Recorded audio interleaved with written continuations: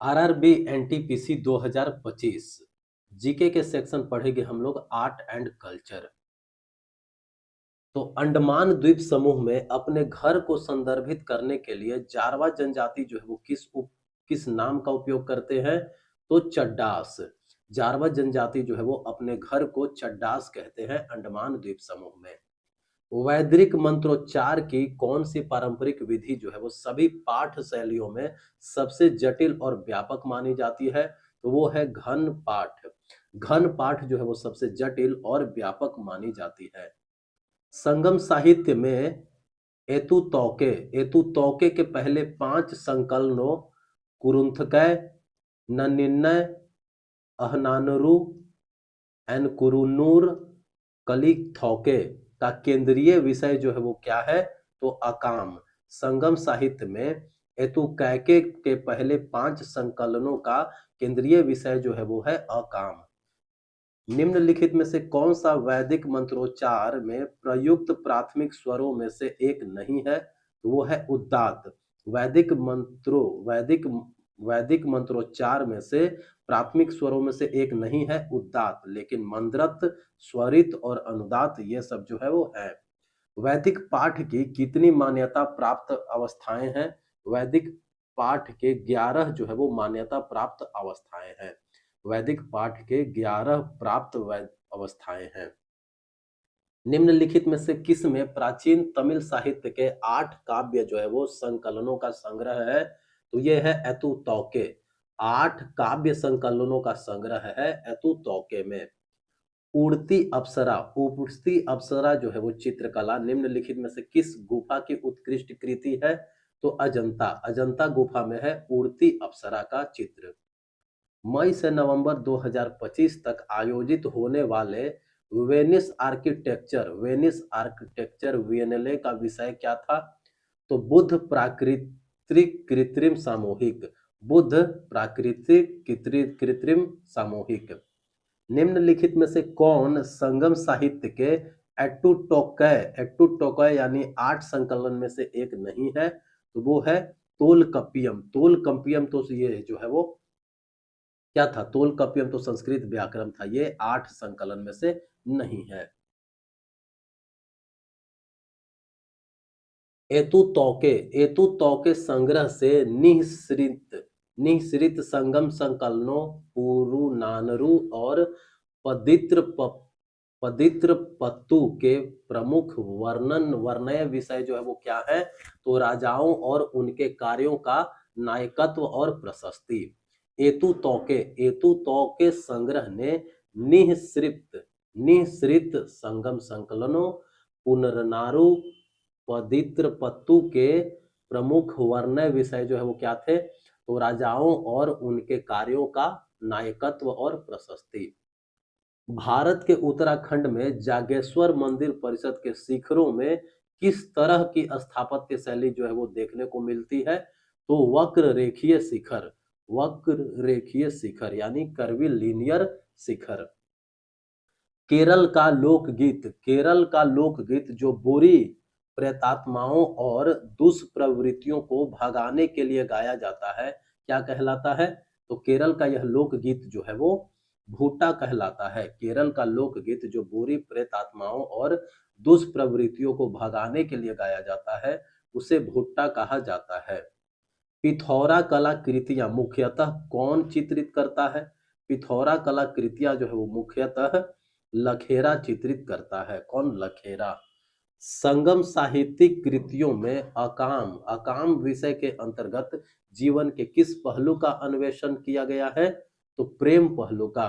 संगम साहित्य कृतियों में अकाम विषय के अंतर्गत जीवन के प्रेम पहलू का अन्वेषण किया गया है।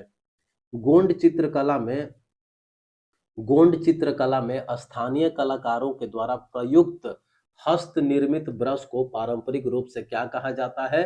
कुची। दक्षिण भारतीय मंदिर वास्तुकला में गर्भगृह के ऊपर निर्मित सीढ़ी नुमा या पिरामिड नुमा संरचना को क्या कहा जाता है? तो इनको कहा जाता है विमान। दक्षिण भारतीय मंदिर वास्तुकला में गर्भगृह के ऊपर निर्मित सीढ़ी नुमा या पिरामिडीय नुमा संरचना को विमान कहा जाता है। सौर चित्रकला, सौरा चित्रकला जो कि एक जनजातीय कला रूप है, पारंपरिक रूप से किस भारतीय राज्य के समुदायों द्वारा बनाई जाती है? उड़ीसा। सौरा चित्रकला जो है वो उड़ीसा के जनजातियों के द्वारा बनाया जाता है। वारली चित्रकला, वारली चित्रकला में दीवार तैयार करने के लिए लिपाने नामक पहले चरण में किस प्राकृतिक सामग्री का उपयोग किया जाता है? तो लिपाने में गेरू, गेरू का उपयोग किया जाता है। वारली चित्रकला में लिपाने बनाने के लिए गेरू का उपयोग किया जाता है। पिथौरा चित्रकला में पिथौरा रंग बनाने के लिए दूध के साथ किसका उपयोग किया जाता है? महुदा का। पिथौरा चित्रकला में पिथौरा रंग बनाने के लिए दूध के साथ महुदा का उपयोग किया जाता है। गोंड चित्रकला, गोंड चित्रकला में सतह पर छुई मिट्टी के आलेपन का उद्देश्य क्या है? तो इसका उद्देश्य चित्रकला बनाने के लिए एक चिकना सफेद आधार बनाना। गोंड चित्रकला में, गोंड चित्रकला में सतह पर छुई मिट्टी के आलेपन का उद्देश्य क्या होता है? तो चित्रकला बनाने के लिए एक चिकना सफेद आधार बनाना। वारली चित्रकला में उस प्रक्रिया को क्या कहा जाता है जिसमें पृष्ठभूमि तैयार करने के लिए उसे गाय के गोबर और पानी से लेपा जाता है? तो उसे कहा जाता है लिपाने, लिपाने। निम्नलिखित में से किन गुफाओं में पाषाण युगीन शैल चित्र पाए गए हैं? तो पाए गए भीमबेटका की गुफाएं में, भीमबेटका की गुफाएं में पाषाण युगीन शैल चित्र जो है वो पाए गए हैं। अभिधम पीटक, अभिधम पीटक निम्नलिखित में से किस क्षेत्र का गहन अन्वेषण करता है? तो आचार, मानसिक परिघटनाओं और मनोवैज्ञानिक अंतर्दृष्टि। तो अभिधम पिटक जो है वो आचार, मानसिक परिघटनाओं और मनोवैज्ञानिक अंतर्दृष्टि का गहन अन्वेषण जो है वो करता है। मिलिंद पन्हो, मिलिंद पन्हो एक बौद्ध दार्शनिक पाठ था, है। मिलिंद पन्हो जो है वो एक बौद्ध दार्शनिक पाठ है। किसी हिंदू मंदिर में सामने की ओर स्थित स्तंभ युक्त हॉल को क्या कहा जाता है? तो इसको कहा जाता है मंडप। किसी हिंदू मंदिर में सामने की ओर स्थिर संयुक्त हॉल जो होता है उसको कहा जाता है मंडप। हिंदू मंदिर का निम्नलिखित में से कौन सा भाग जो है वो प्रमुख देवता के लिए सबसे भीतरी कक्ष होता है? वो होता है गर्भगृह। प्रमुख देवता के लिए सबसे भीतरी कक्ष जो है वो गर्भगृह कहलाता है। अब बात करते हैं बुक एंड ऑथर्स का, बुक एंड ऑथर्स। तो माइकल मधुसूदन दत्त द्वारा 1849 में प्रकाशित उस काव्य संग्रह का शीर्षक क्या है जिसमें पृथ्वीराज चौहान की जीवन गाथा वर्णित है? तो उसका नाम है the captive lady, the captive lady. Michael Madhusudan Dutt द्वारा 1849 में प्रकाशित उस काव्य संग्रह का शीर्षक क्या है जिसमें पृथ्वीराज चौहान की जीवन गाथा जो है वो वर्णित है? तो उसका नाम है the captive lady. Chimamanda Ngozi Adichie, Chimamanda Ngozi Adichie का उपन्यास 4 अफ्रीकी महिलाओं के परस्पर संबंध जीवन को चित्रित करता है। तो ये कौन सा उपन्यास है? तो ये उपन्यास है ड्रीम काउंट।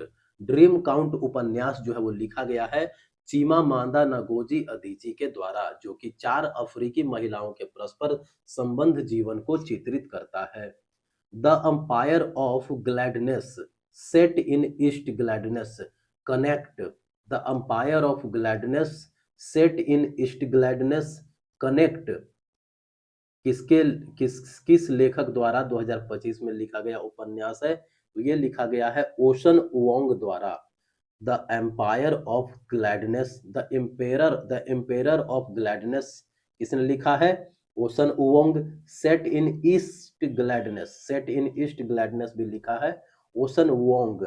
और कनेक्टिकट, क्या कनेक्टिकट भी लिखा गया है ओशन वोंग के द्वारा।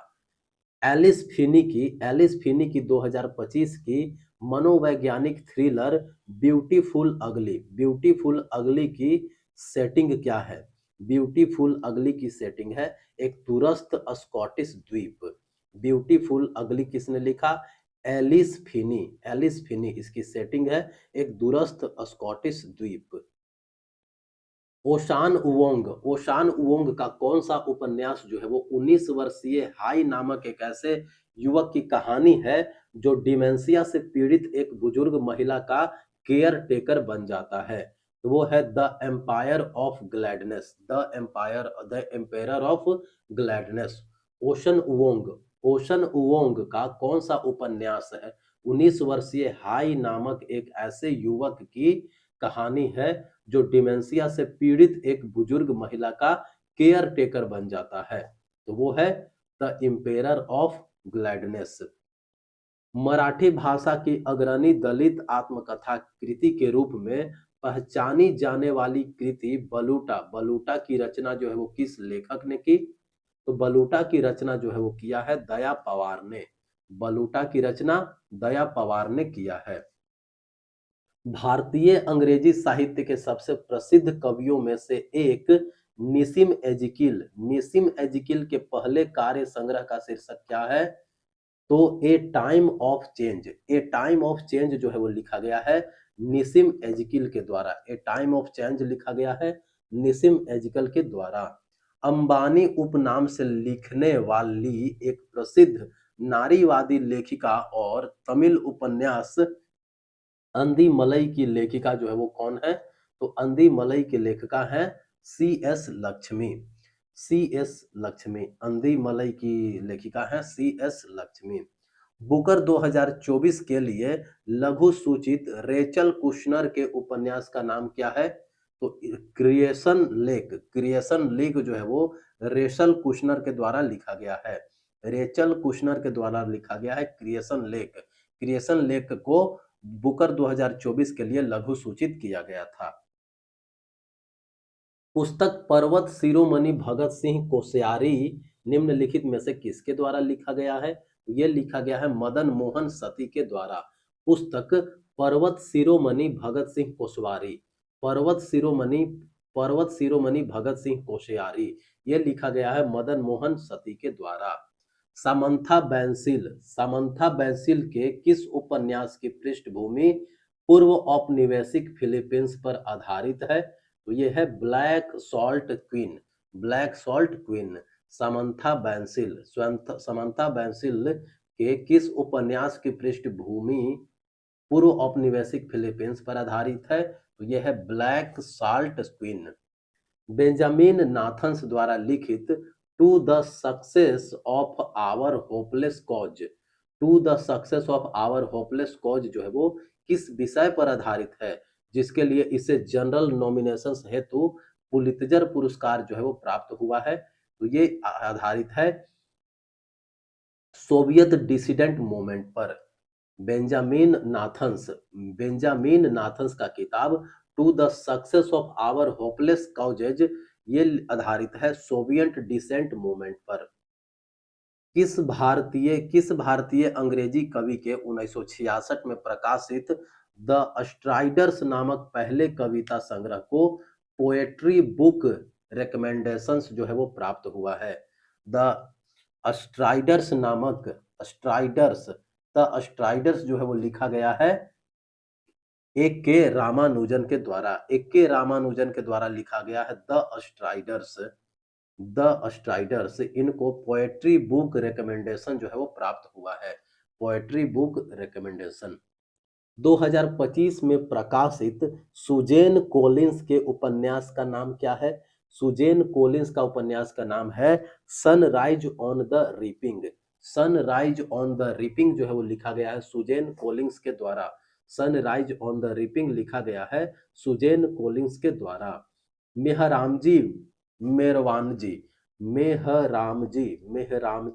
मेहरामजी मालाबारी की कृति the Indian muse in English garb में कितने कविताएं जो है वो संकलित है? तो इसमें टोटल 32 कविताएं हैं। The Indian muse in English garb, the Indian muse in English garb ये लिखा गया है मेहरामजी मेरवानजी मालाबारी के द्वारा। इसमें टोटल 32 कविताएं जो है वो शामिल है। तुहफात उल मुआदीन जो है वो किसके द्वारा लिखा गया था? राम मोहन राय के द्वारा।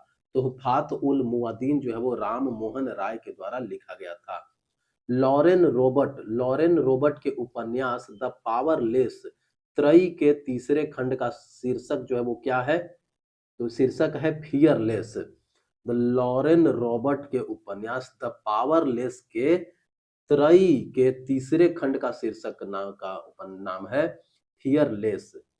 पुस्तक I am a soldiers wife, I am a soldiers wife पुस्तक जो है किनके द्वारा? गीतिका लीडर के द्वारा लिखा गया है।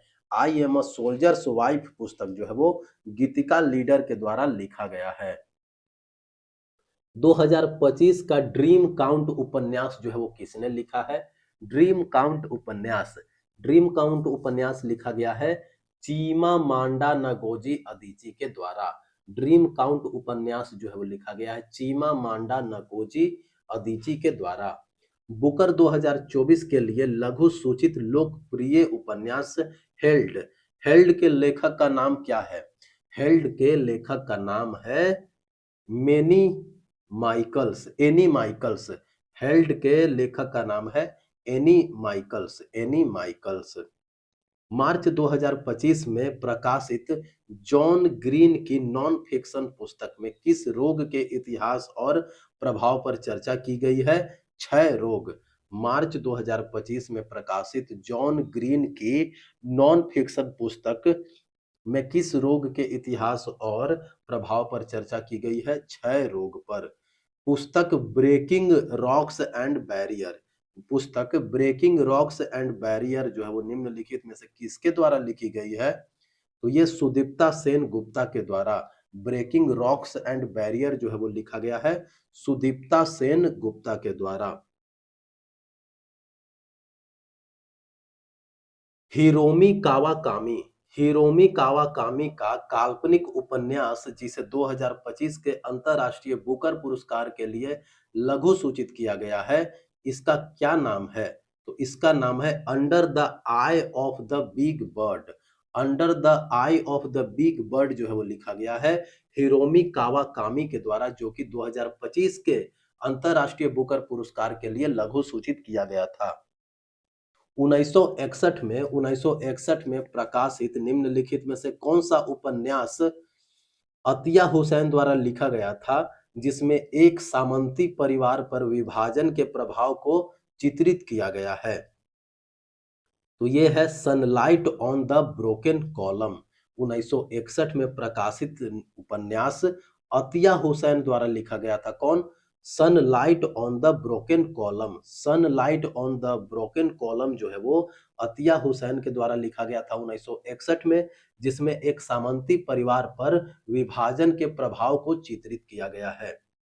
पुस्तक छौंक on food economics and society, छौंक, छौंक on food economics and society, ये पुस्तक जो है वो किनके द्वारा लिखा गया है? अभिजीत बनर्जी के द्वारा। छौंक पुस्तक जो है वो लिखा गया है अभिजीत बनर्जी के द्वारा। निम्नलिखित में से कौन सा उपन्यास कुर्तुलियन हैदर द्वारा लिखा गया था और यह भारत के विभाजन पर अपनी गहन अंतर्दृष्टि के लिए प्रसिद्ध है? तो ये लिखा गया था आग का दरिया।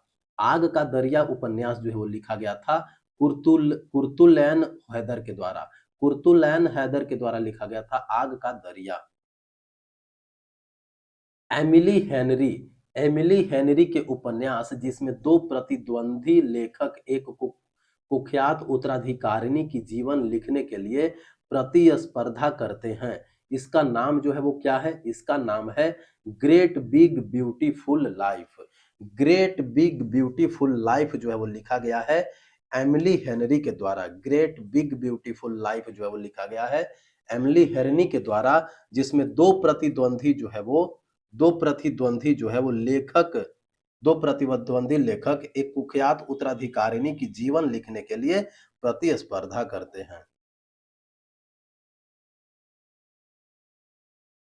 पुस्तक power within the leadership legacy of Narendra Modi, the power within the leadership legacy of Narendra Modi, ये पुस्तक किसने लिखा है?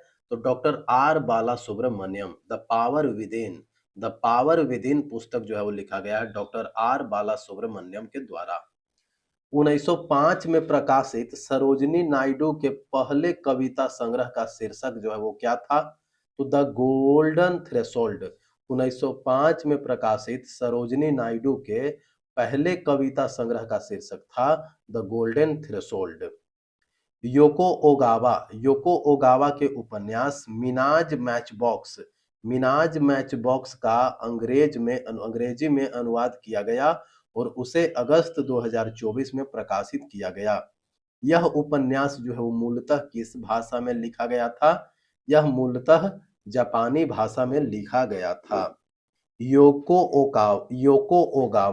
योको ओगावा के उपन्यास मिनाज मैच बॉक्स का अंग्रेजी में अनुवाद किया गया और उसे अगस्त 2024 में प्रकाशित किया गया। यह उपन्यास जो है वो मूलतः किस भाषा में लिखा गया था? जापानी भाषा में। भगवत गीता की दार्शनिक व्याख्या करने वाली पुस्तक गीता रहस्य जो है वो किनके द्वारा लिखा गया था? बाल गंगाधर तिलक के द्वारा। गीता रहस्य जो है वो लिखा गया था बाल गंगाधर तिलक के द्वारा। अहिंसक प्रतिरोध और स्वशासन के सिद्धांतों को रेखांकित करने वाली पुस्तक हिंद स्वराज के लेखक जो है वो कौन है?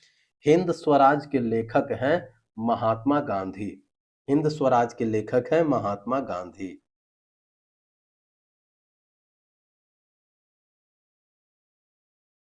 अब बात करते हैं कुछ गवर्नमेंट स्कीम्स की बात करें तो भारत में राष्ट्रीय तकनीकी वस्त्र मिशन के संबंध में कथनों पर विचार कीजिए। तकनीकी वस्त्र मिशन के संबंध में तो कौन से कथन जो है वो सत्य हैं? तो केंद्र सरकार ने 2025 में राष्ट्रीय तकनीकी वस्त्र मिशन नामक एक मिशन शुरू किया है। बिल्कुल गलत। तकनीकी वस्त्र फैशन के बजाय विशिष्ट कार्यों और कार्य प्रदर्शन के लिए बनाए वस्त्र हैं। बिल्कुल सही। इनका उपयोग ऐसे उत्पादों में किया जाता है जो लोगों की सुरक्षा करने, मशीनरी को बेहतर बनाने और व्यवहारिक समस्याओं का समाधान करने में सहायता करते हैं, जैसे कार के पार्ट, निर्माण सामग्री, चिकित्सा उपकरण और सुरक्षा गियर। केंद्रीय बजट 2025-26 परिसंपत्ति मुद्रीकरण योजना 2025-30 के अनुसार नई परियोजनाओं में पुनर्निवेश के उद्देश्य से 2025-30 के लिए दूसरी योजना हेतु धनराशि कितनी होगी? तो 10 लाख करोड़। दूसरी योजना हेतु धनराशि होगी 10 लाख करोड़। उत्तर पूर्व परिवर्तनकारी औद्योगिकीकरण योजना। उत्तर पूर्व परिवर्तनकारी औद्योगिकीकरण योजना जैसा कि राज्यसभा अतारांकित प्रश्न 20 दिसंबर 2024 को उत्तर दिया गया। इसमें हाईलाइट किया गया है कि संबंध में निम्नलिखित में से कौन सा जो है वो कथन सही है? तो ये है। तो उन्नति योजना के लिए कुल बजट परिव्यय 10,037 करोड़ है। उन्नति योजना के लिए कुल बजट 10,037 करोड़ है, जिसमें से 60% परिव्यय जो है वो पूर्वोत्तर क्षेत्र को आवंटित किया गया है। ये बात जो है वो बिल्कुल सही है। और उसके बाद उन्नति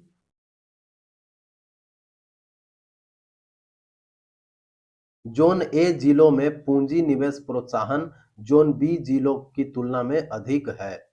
उन्नति योजना 10 वर्षों के लिए प्रभावी है, जिसमें प्रतिबद्ध दायित्वों को पूरा करने के लिए अतिरिक्त 8 वर्ष का समय शामिल है। ये जो है वो गलत है। उन्नति योजना एक केंद्रीय क्षेत्र की योजना है, जिसका क्रियान्वयन पूर्वोत्तर क्षेत्र विकास मंत्रालय के अंतर्गत किया गया है। ये जो है वो सही है। केंद्र सरकार द्वारा स्थापित कृषि अवसंरचना कोष के अंतर्गत वित्त वर्ष 2020-21 से वित्त वर्ष 2025-26 तक कितनी धनराशि जो है वो संवितरित की जाएगी? तो ये 1 लाख करोड़।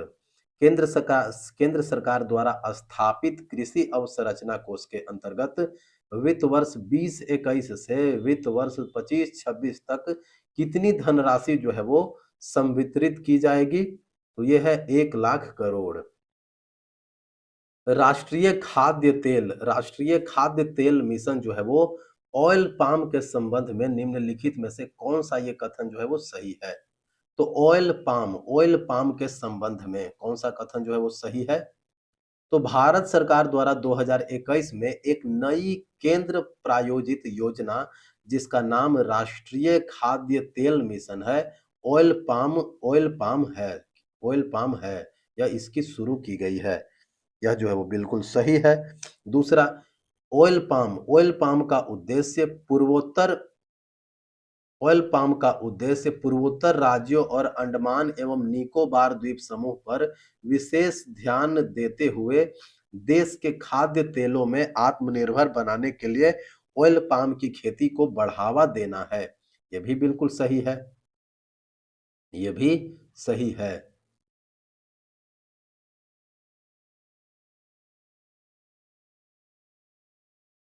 भारतमाला परियोजना के अंतर्गत सीमा और अंतर्राष्ट्रीय संपर्क में सुधार के लिए कितने किलोमीटर सड़क का विकास किया जाना है? 2000 किलोमीटर। वर्ष 2023-24 के लिए ग्रामीण विकास विभाग के लिए डेटा गवर्नेंस क्वालिटी इंडेक्स में निम्नलिखित में से किस कार्यक्रम को सर्वोच्च स्कोर प्राप्त हुआ है? वो है राष्ट्रीय सामाजिक सहायता कार्यक्रम। वर्ष 2023-24 के लिए ग्रामीण विकास विभाग के लिए डेटा गवर्नेंस क्वालिटी इंडेक्स में निम्नलिखित में से किस कार्यक्रम को सर्वोच्च स्कोर प्राप्त हुआ है? तो राष्ट्रीय सामाजिक सहायता कार्यक्रम को। मार्च 2025 में भारत सरकार द्वारा शुरू की गई सहकार टैक्सी सेवा का प्राथमिक उद्देश्य जो है वो क्या है? सहकार टैक्सी सेवा का प्राथमिक उद्देश्य है कि भारत में सभी मौजूदा निजी टैक्सी सेवाओं को प्रतिस्थापित करना। दीनदयाल उपाध्याय ग्रामीण कौशल्य योजना की आवेदन प्रक्रिया में परियोजना डिजाइन मूल्यांकन के लिए अधिकतम संभव अंक जो है वो कितना है? 1400। दीनदयाल उपाध्याय ग्रामीण कौशल्य योजना की आवेदन अभिक्रिया में परियोजना डिजाइन मूल्यांकन के लिए अधिकतम संभव अंक जो है वो कितना है? 1400। ग्रामीण विकास मंत्रालय द्वारा मार्च 2016 में संपन्न सामाजिक आर्थिक और जातिगत जनगणना SECC के अनुसार कितने ग्रामीण परिवारों को वंचना मानदंडों के आधार पर वर्गीकृत किया गया है? तो 8.72 करोड़। ग्रामीण विकास मंत्रालय द्वारा मार्च 2016 में संपन्न सामाजिक आर्थिक और जातिगत जनगणना SECC के अनुसार कितने ग्रामीण परिवारों को वंचना मानदंडों के आधार पर वर्गीकृत किया गया है? 8.72 करोड़। 2023-24 के संशोधित प्राकलन से 2024-25 के बजट प्राकलन तक भारत में स्मार्ट सिटीज मिशन के लिए आवंटन में कितने प्रतिशत जो है वो परिवर्तन हुआ है? तो -70%। 2024 में शुरू किए गए धरती आबा जनजातीय ग्राम उत्कर्ष अभियान के बारे में निम्नलिखित में से कौन सा कथन जो है वो सही है? तो इस योजना का उद्देश्य यानी धरती आबा जनजातीय ग्राम उत्कर्ष अभियान का उद्देश्य स्वास्थ्य, शिक्षा और आजीविका में 25 हस्तक्षेपों के माध्यम से आदिवासी क्षेत्रों का समग्र विकास करना था। ये जो है वो बिल्कुल सही है। इस योजना का लाभ जो है वो अन्य आदिवासी क्षेत्रों को छोड़ करके अनुसूचित क्षेत्रों को वाले केवल 10 राज्यों को मिलता। ये गलत है। इस योजना का शुभारंभ जो है वो 2 अक्टूबर 2024 को झारखंड में उपराष्ट्रपति जगदीप धनखड़ ने किया था। ये भी जो है वो गलत है। ग्रामीण विकास विभाग द्वारा 2023-24 की चौथी तिमाही में प्राप्त कुल DGQI 2.0 स्कोर जो है वो क्या रहा? 5 से 4.93। ग्रामीण विकास विभाग द्वारा 2023-24 की चौथी तिमाही में प्राप्त कुल DGQI 2.0 data governance quality index 2.0 score जो है वो क्या रहा? तो 5 में से 4.93। 5 में से 4.93। 2024 में शुरू किए गए 2024 में शुरू किए गए राष्ट्रीय प्राकृतिक खेती मिशन NMNF के बारे में निम्नलिखित में से कौन से कथन जो है वो सही है? तो 2025-26 तक एनएमएनएफ का कुल स्वीकृत परिव्यय जो है वो 1000 करोड़ है। गलत बात। यह मिशन जो है वो प्राकृतिक खेती के इनपुट प्रदान करने के लिए जैव इनपुट संसाधन केंद्रों की स्थापना का समर्थन करता है। ये जो है वो बिल्कुल सही है। ये सही है।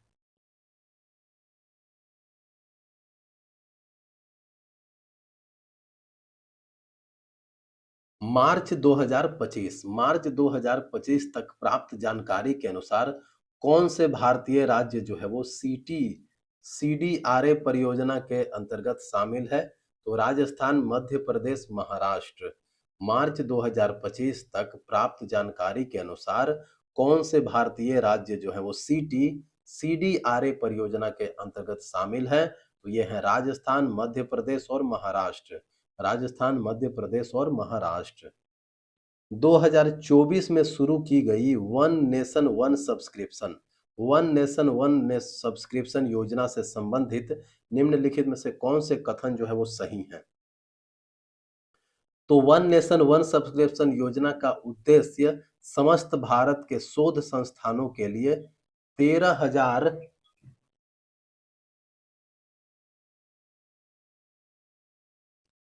वन नेशन वन सब्सक्रिप्शन योजना का उद्देश्य समस्त भारत के शोध संस्थानों के लिए 13,000 से अधिक अंतरराष्ट्रीय पत्रिकाओं तक डिजिटल पहुंच प्रदान करना है।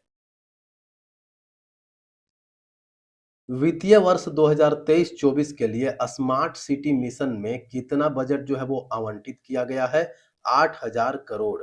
वित्तीय वर्ष 2023-24 के लिए स्मार्ट सिटी मिशन में 8,000 करोड़ जो है वो बजट आवंटित किया गया है।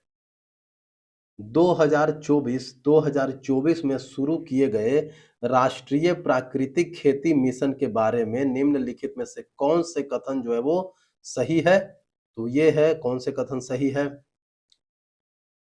तो एनएमएनएफ का लक्ष्य 1 करोड़ किसानों तक पहुंचना और 7.5 लाख हेक्टेयर को कवर करना, ये जो है वो बिल्कुल सही है। मॉडल प्रदर्शन फार्म केवल कृषि विश्वविद्यालय में स्थापित किए जाएंगे, बिल्कुल गलत। प्राकृतिक खेती पद्धतियों का उद्देश्य बाह्य रूप से खरीदे गए इनपुट पर निर्भरता को कम करना है, ये सही है। यह कृषि और किसान कल्याण मंत्रालय के तहत एक केंद्र प्रायोजित योजना है, यह बिल्कुल गलत है। फरवरी 2025 तक प्राप्त जानकारी के अनुसार नेहरू युवा केंद्र संगठन की पहल के तहत कितने युवाओं को व्यावसायिक कौशल में प्रशिक्षित किया गया? तो 28,275। फरवरी 2025 तक प्राप्त जानकारी के अनुसार नेहरू युवा केंद्र संगठन की पहल के तहत कितने युवाओं को व्यावसायिक कौशल में प्रशिक्षित जो है वो किया गया है? तो 28,275। ग्रामीण विकास मंत्रालय भारत सरकार द्वारा प्रकाशित वार्षिक रिपोर्ट 2024-25 के अनुसार वित्तीय वर्ष 24-25 के लिए ग्रामीण विकास विभाग के लिए संशोधित प्राक्कलन कितना था? तो ये था 1,73,912.11 करोड़। 1,73,912.11 करोड़। प्रधानमंत्री आवास योजना शहरी के तहत 2023-24 तक बनाए जाने वाले घरों की लक्षित संख्या जो है वो कितनी है? वो है 1.89 करोड़। प्रधानमंत्री आवास योजना शहरी के तहत 2023-24 के तक बनाए जाने वाले घरों की लक्षित संख्या जो है वो कितनी है? वो है 1.89 करोड़। 1.89 करोड़। शिपिंग मंत्रालय द्वारा सागरमाला परियोजना का प्राथमिक उद्देश्य जो है वो निम्नलिखित में से कौन सा है? तो ये है औद्योगिक गलियारा विकास। शिपिंग मंत्रालय द्वारा सागरमाला परियोजना का प्राथमिक उद्देश्य जो है वो निम्नलिखित में से कौन सा है? तो ये है औद्योगिक गलियारा विकास। पीएमएवाईयू पीएमएवाईयू 2.0 के एक भाग के रूप में 2024 में शुरू किया गया प्रौद्योगिकी एवं नवाचार उप मिशन किससे संबंधित है? तो ये संबंधित है, यह भू जलवायु क्षेत्रों में हरित भवन तकनीकों और ऊर्जा कुशल आवास डिजाइनों को बढ़ावा देने पर केंद्रित है। पीएमएवाई यू 2.0 के एक भाग के रूप में 2024 में शुरू किया गया प्रौद्योगिकी एवं नवाचार उप मिशन किससे संबंधित है? तो ये संबंधित है, यह भू जलवायु क्षेत्रों में हरित भवन तकनीकों और ऊर्जा कुशल आवास डिजाइनों को बढ़ावा देने पर केंद्रित है। 28 मार्च 2025 तक की स्थिति के अनुसार भारत में डिजिटल कृषि मिशन के तहत लगभग कितनी किसान आईडी जो है वो बनाई गई है? तो 4.85 करोड़। 28 मार्च 2025 तक की स्थिति के अनुसार भारत में डिजिटल कृषि मिशन के तहत लगभग 4.85 करोड़ आईडी जो है वो बनाई गई है। 2025 तक भारत में राष्ट्रीय राजमार्ग नेटवर्क का विकास करने के लिए लक्षित लंबाई जो है वो कितनी थी? 2 लाख किलोमीटर। 2025 तक भारत में राष्ट्रीय राजमार्ग नेटवर्क का विकास करने के लिए लक्षित लंबाई था 2 लाख किलोमीटर। कृषि वानिकी एग्रो फॉरेस्ट्री की कल्पना कृषि भूमि पर वृक्षारोपण को बढ़ावा देने के लिए किस नीति की संस्तुति पर की गई थी? तो यह है राष्ट्रीय कृषि वानिकी नीति 2014। राष्ट्रीय कृषि वानिकी नीति 2014। मार्च 2025 में भारत सरकार द्वारा वित्तीय वर्ष 2024-25 में लघु मूल्य वाले यूपीआई लेन-देन को प्रोत्साहित करने हेतु बैंकों के लिए कितनी प्रोत्साहन योजना जो है वो शुरू की गई थी? 1500 करोड़। मार्च 2025 में भारत सरकार द्वारा वित्तीय वर्ष 2024-25 में लघु मूल्य वाले यूपीआई लेन-देन को प्रोत्साहित करने हेतु बैंकों के लिए 1500 करोड़ की प्रोत्साहन योजना जो है वो शुरू की गई थी। 2024 में भारत 239 मिलियन मीट्रिक टन उत्पादन के साथ विश्व का शीर्ष दुग्ध उत्पादक जो है वो बन जाएगा। इस उपलब्धि में किस सरकारी पहल का महत्वपूर्ण योगदान रहा है? तो राष्ट्रीय गोकुल मिशन का प्रमुख योगदान रहा है। अनुदान मांग 2024-25 विश्लेषण के अनुसार वित्त वर्ष 24-25 के लिए ग्रामीण विकास विभाग के लिए कुल वित्तीय आवंटन कितना था? तो ये था 1.77 लाख करोड़। अनुदान मांग 2024-25 विश्लेषण के अनुसार वित्त वर्ष 2024-25 के लिए ग्रामीण विकास विभाग के लिए कुल वित्तीय आवंटन जो है वो कितना था? ये था 1.77 लाख करोड़। 2024 में शुरू किए गए डिजिटल कृषि मिशन के तहत निम्नलिखित में से कौन सी एग्री स्टैक की मूलभूत रजिस्ट्री है? तो ये है किसानों की रजिस्ट्री और क्रॉप सोन रजिस्ट्री। मार्च 2025 तक की स्थिति के अनुसार राष्ट्रीय स्वास्थ्य मिशन के तत्वावधान में राष्ट्रीय टीबी उन्मूलन कार्यक्रम भारत में कितने दिनों के लिए लागू किया गया था? तो ये लागू किया गया था 100 दिनों के लिए। मार्च 2025 तक की स्थिति के अनुसार राष्ट्रीय स्वास्थ्य मिशन के तत्वावधान में राष्ट्रीय टीबी उन्मूलन कार्यक्रम जो है वो भारत में 100 दिनों के लिए लागू किया गया था। जनजातीय समुदायों के लिए भारत सरकार की शिक्षा पहल एकलव्य मॉडल जो है वो आवासीय विद्यालय की शुरुआत किस वर्ष की गई थी? तो 1997 से 98। जनजातीय समुदायों के लिए भारत सरकार की शिक्षा पहल जो है वो एकलव्य मॉडल आवासीय विद्यालय की शुरुआत किस वर्ष की गई थी? 1997-98 में। भारत सरकार परिचालन दक्षताओं में सुधार करने, प्रतिस्पर्धा को कम करने और मौजूदा 43 आरआर बीज को 28 में 43 आरआरबी को 28 में समेकित करने के लिए एक राज्य एक आरआरबी क्षेत्रीय ग्रामीण बैंक नीति को लागू करने के लिए तैयार है। तो 43 आरआरबी को कम करके 28 आरआरबी जो है वो बनाना है, एक राज्य एक आरआरबी।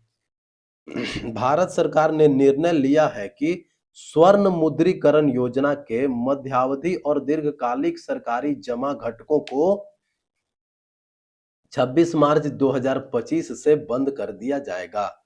भारत सरकार ने निर्णय लिया है कि स्वर्ण मुद्रीकरण योजना के मध्यावधि और दीर्घकालिक सरकारी जमा घटकों को 26 मार्च 2025 से बंद कर दिया जाएगा। दिसंबर 2024 में साइकिलिंग को एक अस्थायी और समावेशी फिटनेस गतिविधि के रूप में बढ़ावा देने के लिए कौन सा राष्ट्रव्यापी आंदोलन जो है वो शुरू किया गया है? तो वो है fit India Sundays on cycle. Fit India Sundays on cycle.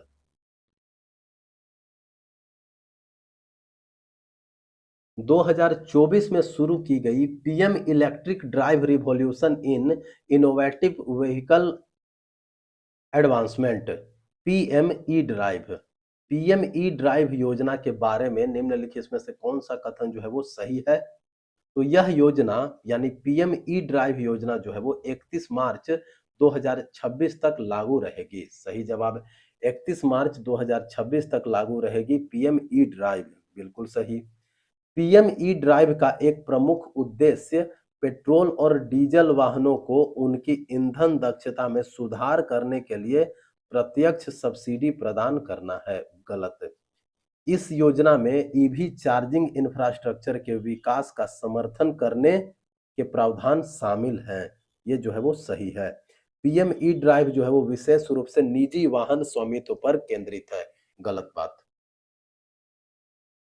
वित्तीय वर्ष 2023-24 के लिए ग्रामीण विकास मंत्रालय के लिए बजट आवंटन कितना था? तो 1,59,964 करोड़। 1,59,964 करोड़ जो है वो ग्रामीण विकास मंत्रालय के लिए बजट था।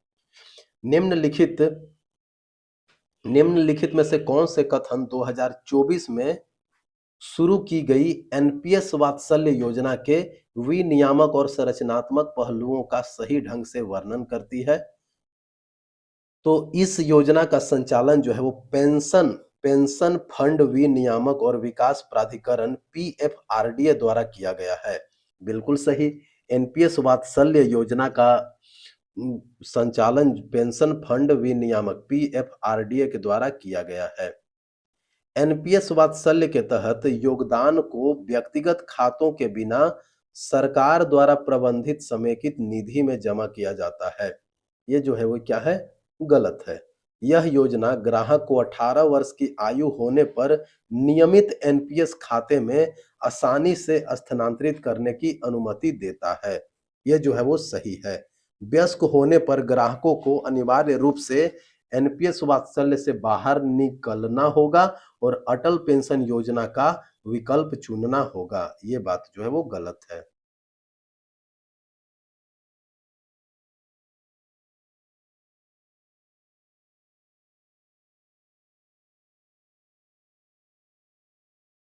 दो 2024 के दौरान शुरू की गई नमो ड्रोन दीदी योजना के बारे में निम्नलिखित में से कौन सा कथन जो है वो सही है? तो नमो ड्रोन दीदी योजना यह एक केंद्र प्रायोजित योजना है जिसका उद्देश्य ड्रोन आधारित कृषि सेवाओं के माध्यम से महिलाओं के नेतृत्व वाले एसएचजी को सशक्त बनाना है। बिल्कुल सही। यह योजना जो है मुख्य रूप से इलेक्ट्रॉनिक्स और सूचना प्रौद्योगिकी मंत्रालय द्वारा कार्यान्वित की जाती है। गलत जवाब। इस योजना का उद्देश्य कृषि में उपयोग के लिए ड्रोन प्रदान करके महिला एसएचजी की आय बढ़ाना है। 2024 में शुरू किए गए डिजिटल कृषि मिशन के बारे में निम्नलिखित में से कौन सा कथन जो है वो सही है? डिजिटल कृषि मिशन इसके बारे में कौन सा कथन जो है वो सही है? तो डिजिटल कृषि मिशन में एग्री स्टैक और व्यापक मृदा उर्वरता मानचित्रण जैसे डिजिटल पब्लिक इंफ्रास्ट्रक्चर जो है वो शामिल है। बिल्कुल सही। एग्री स्टैक का प्रबंधन पूरी तरह से केंद्र सरकार द्वारा किया जाता है। गलत। इस मिशन का उद्देश्य यानी डिजिटल कृषि मिशन का उद्देश्य प्रमाणित डेटा के माध्यम से किसानों को ऋण और बीमा जैसी डिजिटल सेवाएं जो है वो उपलब्ध कराना है। बिल्कुल सही। कृषि निर्यात और वैश्विक प्रतिस्पर्धा। कृषि निर्यात और वैश्विक प्रतिस्पर्धा को बढ़ावा देने के लिए सुधारों को कृषि क्षेत्र में लागू किया गया।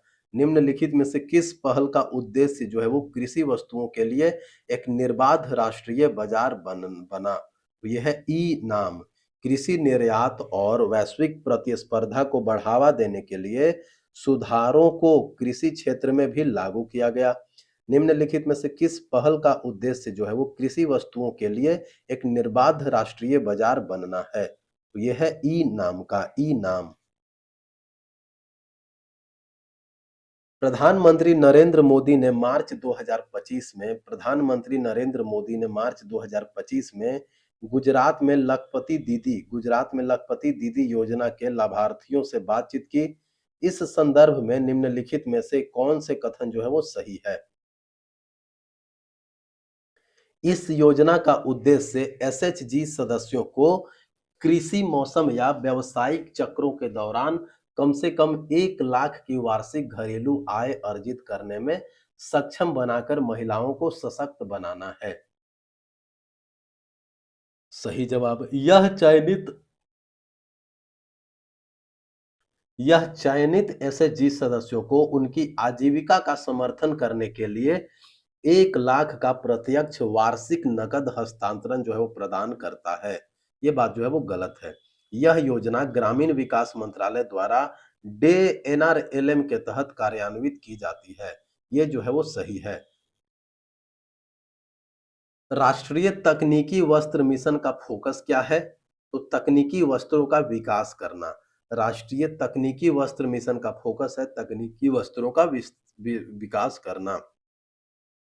केंद्रीय बजट 23-24 में घोषित शहरी अवसंरचना विकास निधि का उद्देश्य क्या है? शहरी शहरी अवसंरचना विकास निधि का उद्देश्य है प्राथमिकता क्षेत्र ऋण की कमी का उपयोग करना। प्राथमिकता क्षेत्र ऋण की कमी का उपयोग करना। भारत सरकार ने आत्मनिर्भर भारत अभियान किस वर्ष शुरू किया? तो ये शुरू किया है भारत सरकार ने आत्मनिर्भर भारत अभियान जो है वो शुरू किया है 2020 में। 2020 में पीएम ई ड्राइव योजना के तहत निम्नलिखित में से कौन सी वाहन जो है वो वाहन श्रेणियां मांग प्रोत्साहन के लिए पात्र नहीं है? मांग प्रोत्साहन के लिए पात्र नहीं है। निजी उपयोग के लिए इलेक्ट्रॉनिक तिपहिया वाहन। निजी उपयोग के लिए निजी उपयोग के लिए इलेक्ट्रिक तिपहिया वाहन। 2025 में विक्रम 3201 और कल्पना 3201 का विकास जो है वो किस पहल से संबंधित है? तो मेक इन इंडिया अभियान से। विक्रम 3201 और कल्पना 3201 जो है वो मेक इन इंडिया अभियान के तहत विकास किया गया। 2024 में शुरू की गई एनपीएस वात्सल्य योजना का प्राथमिक उद्देश्य जो है वो क्या है? तो विशेष रूप से नाबालिगों के लिए बचत सह पेंशन योजना की पेशकश करना। विशेष रूप से नाबालिग के लिए बचत सह पेंशन योजना की पेशकश करना। ग्रामीण क्षेत्रों में रहने वाले वरिष्ठ नागरिकों को वृद्धा पेंशन प्रदान करना। गलत। विशेष रूप से एनपीएस वात्सल्य योजना का प्राथमिक उद्देश्य है विशेष रूप से नाबालिगों के लिए बचत सह पेंशन योजना की पेशकश करना। निम्नलिखित में से कौन 2024 में शुरू की गई पीएमएवाई 2.0 योजना के तहत सब्सिडी के लिए पात्र नहीं है? तो ये है पिछले 20 वर्षों में किसी भी सरकारी योजना के तहत आवास प्राप्त करने वाले परिवार। निम्नलिखित में से कौन सा भारत सरकार की अवसंरचना पहलों के अंतर्गत योजनाबद्ध औद्योगिक गलियारा जो है वो नहीं है? तो योजनाबद्ध औद्योगिक गलियारा नहीं है कोलकाता लखनऊ औद्योगिक गलियारा। निम्नलिखित में से कौन सा भारत सरकार की अवसंरचना पहलों के अंतर्गत योजनाबद्ध औद्योगिक गलियारा जो है वो नहीं है? वो है कोलकाता लखनऊ औद्योगिक गलियारा। भारत सरकार द्वारा निवेश को सुविधाजनक बनाने, नवाचार को बढ़ावा देने, कौशल विकास को बढ़ाने, बौद्धिक संपदा की संरक्षा करने और भारत में सर्वोत्तम विनिर्माण बुनियादी ढांचे का निर्माण करने के लिए मेक इन इंडिया जो है वो किस वर्ष शुरू किया गया था? मेक इन इंडिया शुरू किया गया था 2014 में। मेक इन इंडिया प्रोग्राम शुरू किया गया था 2014 में। विशेष रूप से प्रवासियों और श्रमिकों के लिए आवास समाधान प्रदान करने के लिए 2024 में शुरू की गई प्रधानमंत्री आवास योजना पीएमएवाई अर्बन 2.0 में निम्नलिखित में से कौन सा घटक जो है वो शामिल है? ये शामिल है किफायती किराए के आवास परिसर। किफायती किराए के आवास परिसर। उदारीकरण के बाद भारत में स्टार्टअप संस्कृति का तीव्र विकास हुआ है। स्टार्टअप इंडिया पहल के कार्यान्वयन का नेतृत्व जो है वो कौन सा मंत्रालय कर रहा है? तो वाणिज्य और उद्योग मंत्रालय। स्टार्टअप इंडिया का नेतृत्व जो है वो वाणिज्य और उद्योग मंत्रालय करता है। भारत सरकार का कौन सा कार्यक्रम जो है लाभार्थियों की पहचान के लिए सामाजिक, आर्थिक और जाति जनगणना डेटा का उपयोग करता है? तो ये है प्रधानमंत्री आवास योजना ग्रामीण। भारत सरकार का कौन सा कार्यक्रम जो है वो लाभार्थियों की पहचान के लिए सामाजिक, आर्थिक और जाति जनगणना डेटा का उपयोग करता है? तो ये है प्रधानमंत्री आवास योजना ग्रामीण। भारत की भारत की एक्ट ईस्ट नीति के अंतर्गत किस परिवहन पहल का उद्देश्य जो है वो भारत को थाईलैंड और म्यांमार से जोड़ना है? तो ये है आईएमटी त्रिपक्षीय राजमार्ग।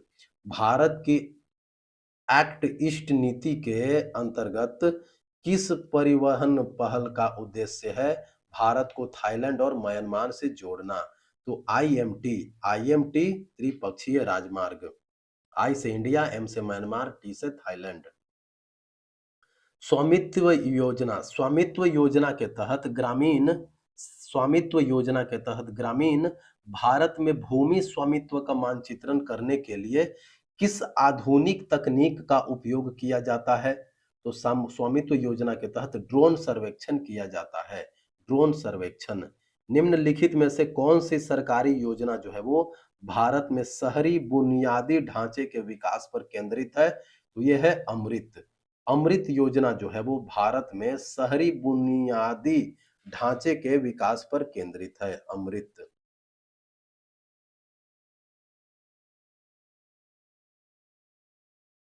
2015 में शुरू की गई डिजिटल इंडिया पहल ने भारत में सुधारों के पश्चात विकास पथ में एक महत्वपूर्ण कदम को चिन्हित किया। निम्नलिखित में से क्या डिजिटल इंडिया पहल का एक स्तंभ नहीं है? तो ये है इंटरनेट सेवाओं का निजीकरण। 2015 में शुरू की गई डिजिटल इंडिया पहल ने भारत में सुधारों के पश्चात विकास पथ में एक महत्वपूर्ण कदम को चिन्हित किया। यह जो है वो डिजिटल इंडिया पहल का एक स्तंभ नहीं है, वो है इंटरनेट सेवाओं का निजीकरण।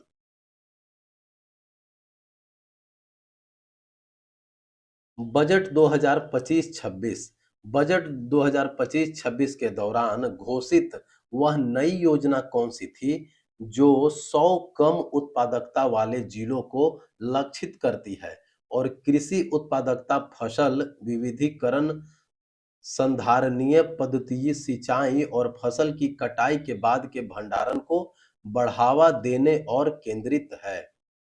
तो ये थी प्रधानमंत्री धन धान्य कृषि योजना। बजट 2025-26 के दौरान घोषित एक योजना है प्रधानमंत्री धन धान्य कृषि योजना। धन धान्य कृषि योजना जो है वो 100 कम उत्पादकता वाले जिलों को लक्षित करती है और कृषि उत्पादकता, फसल विविधीकरण, संधारणीय पद्धतियों, सिंचाई और फसल की कटाई के बाद के भंडारण को बढ़ावा देने पर केंद्रित है। भारत में शहरी आवास की कमी को दूर करने के उद्देश्य से प्रमुख मिशन प्रधानमंत्री आवास योजना की शुरुआत जो है वो किस वर्ष की गई थी? प्रधानमंत्री आवास योजना की शुरुआत की गई थी 2015 में। प्रधानमंत्री आवास योजना की शुरू की गई थी 2015 में। एशिया और प्रशांत क्षेत्र एशिया और प्रशांत क्षेत्र में ग्रामीण विकास के लिए ग्रामीण विकास मंत्रालय निम्न में से किस संगठन के साथ जो है वो मिलकर कार्य करता है? तो ये कार्य करता है एशिया और प्रशांत के लिए एकीकृत ग्रामीण विकास केंद्र से मिलकर के। एशिया और प्रशांत क्षेत्र में ग्रामीण विकास के लिए एशिया और प्रशांत क्षेत्र में ग्रामीण विकास के लिए ग्रामीण विकास मंत्रालय जो है वो निम्न में से किस संगठन के साथ मिलकर जो है वो कार्य करता है? तो ये मिलकर के कार्य करता है एशिया और प्रशांत के लिए ग्रामीण विकास केंद्र।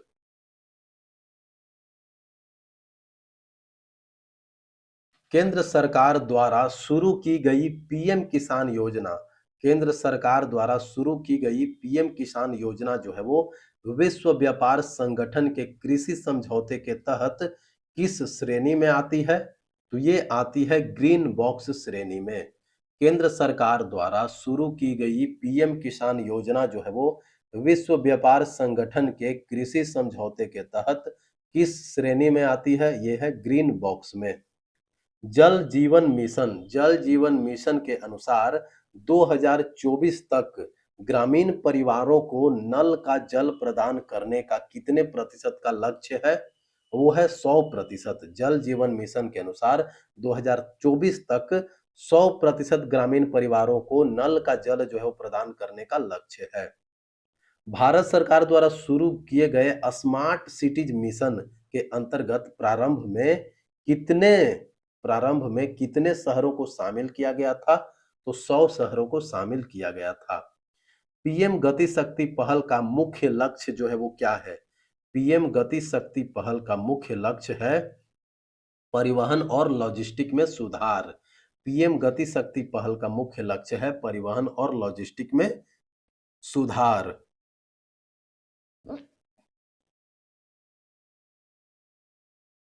कुशल सेवाएं कुशल सेवाएं मजबूत बुनियादी अवसंरचना और एक संधारणीय वातावरण प्रदान करके 100 चयनित शहरों में जीवन की गुणवत्ता में सुधार करने के उद्देश्य से स्मार्ट सिटी मिशन किस वर्ष शुरू किया गया था?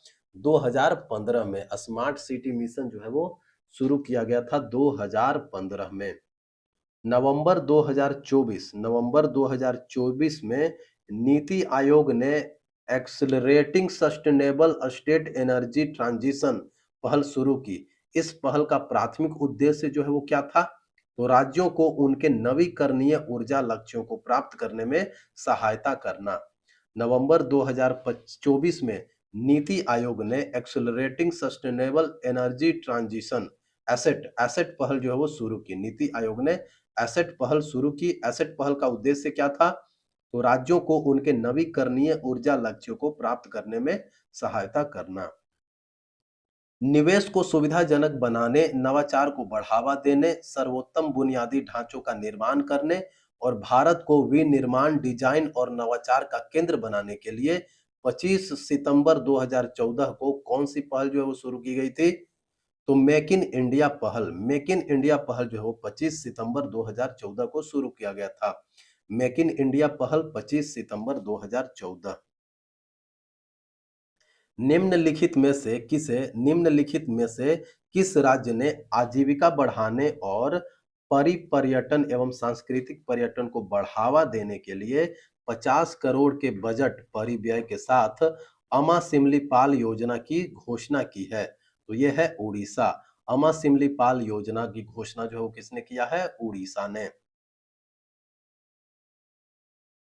कार्यबल को आर्थिक आवश्यकताओं के साथ संबंध करने में कौशल विकास महत्वपूर्ण हो गया है। कौशल प्रशिक्षण के माध्यम से रोजगार क्षमता में सुधार के लिए 2015 में कौन सा प्रमुख कार्यक्रम जो है वो शुरू किया गया था? Skill India mission. Skill India mission जो है वो 2015 में शुरू किया गया था। सड़क परिवहन एवं राजमार्ग मंत्रालय द्वारा प्रस्तावित एक राष्ट्र एक परमिट योजना का उद्देश्य क्या है? तो अंतरराज्यीय भाड़ा वाहनों के लिए परिवहन में सुगमता।